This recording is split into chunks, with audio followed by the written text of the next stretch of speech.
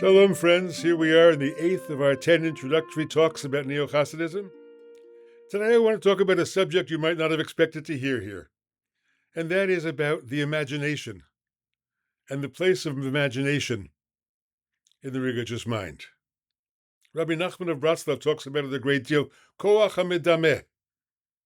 That's why he told his famous stories, because he wanted to transform the imagination of his hearers.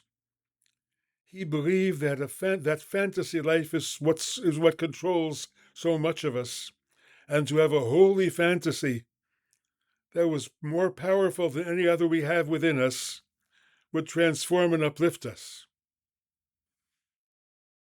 The place of imagination, the place of fantasy, the place of dream in the spiritual life is something I want to probe a little bit today.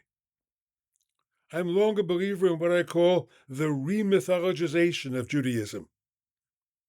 A generation ago, when I was young, they talked about demythologizing religion, trying to explain it all rationally, trying to take the stories of the Bible and make them into scientifically explained phenomena. Well, the miracles really were about some corner of the sea that split, or some eclipse that brought about darkness in Egypt, or a plague that killed many people. All the miracle stories were demythologized.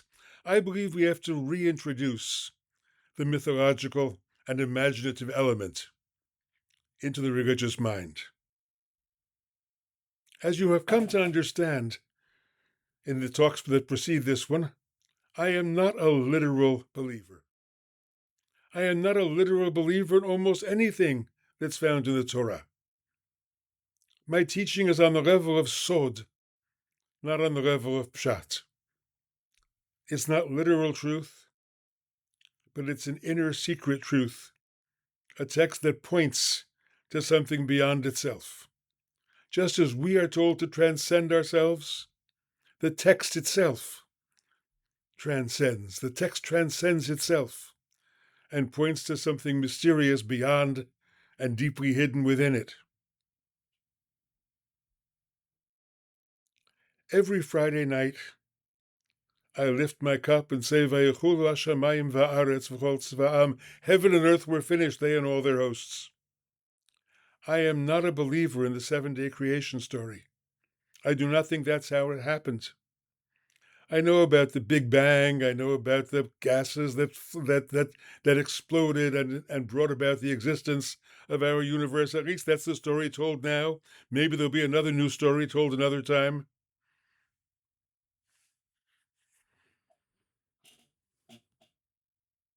But that ongoing process of understanding where we came from, where we're going, how we got here, is a sacred process.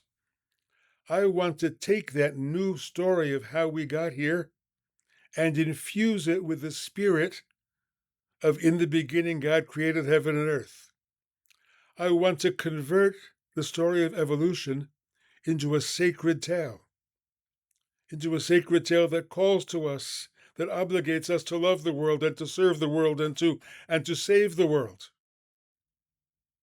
To do that, I permit myself to remythologize. I permit myself to re-enter the story of in the beginning God created heaven and earth, knowing that I don't mean it literally. I permit myself to stand before Mount Sinai with all Israel, and I mean Israel in the broadest sense, whoever exists, and to be present to the Word, and to be transformed by the Word, even though I'm not a historic believer in the events of Sinai as told in the text. Sinai is the eternal moment when we stand in the presence and hear, not with our ears, but with our minds and hearts, the I am of Yud-Heh Vav-Heh, the I am of the power of being and the force of life and the blessing of existence that flows through each of us and uplifts and transforms our lives.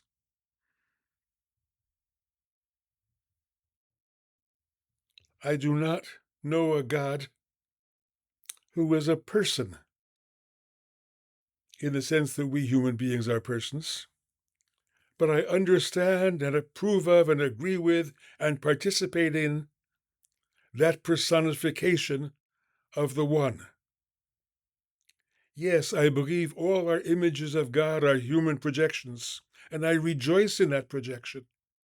I partake in that projection because I think we create God in our image because we perceive in some mysterious way that God has created us in the divine image, and we are obliged to return the favor.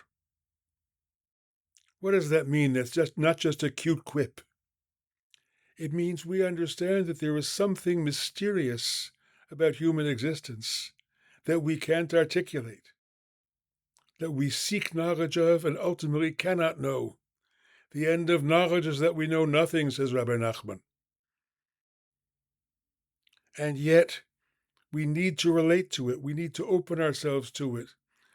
We need to join ourselves to closeness with being in an emotional, open-hearted as well as intellectual way. We do that by personifying, by allowing ourselves to say ata, to say you, to the oneness of being. When we do that, we are operating on a different level of mind than the level of mind that talks about facts and science. Religion is an art, not a science. It therefore appeals to us on the same level of mind that works of art do. Religion is like music or like poetry. We do not ask, do you believe in it, yes or no? We ask, what does this piece of music do to you? How does it help you turn inward and open your heart? How does it wake you up? That's what religion is there to do. That's what religious language is all about. That's why the Torah is called, say the Hasidic sources, the primal metaphor, Hamashal HaKadmoni. It's the most primal of all metaphors. The Torah as we have it is a metaphoric expression of the transcendent Torah, the Torah that existed before creation, the Torah that is all light and not yet words and letters. We have to learn to pay attention. We have to learn to pay attention to the real thing, not the externals. I say to my fellow psychedelic voyagers, don't be distracted by all the lights. Pay attention to what you're seeing, which is the oneness of all existence. We Neo-Hasidic Jews, unlike our ancestors and unlike the Hasidim themselves perhaps, understand that we are remythologizers. The Zohar says, Ashri man da'aya lunafik. Happy is the person who knows how to go in and out, how to enter the world of myth, how to enter the world of personification, using it as a bridge to intimacy with the one beyond, and how to come back and understand how we mean it and allow it to transform our lives in ways that go far beyond the literal. Shalom, see you next time.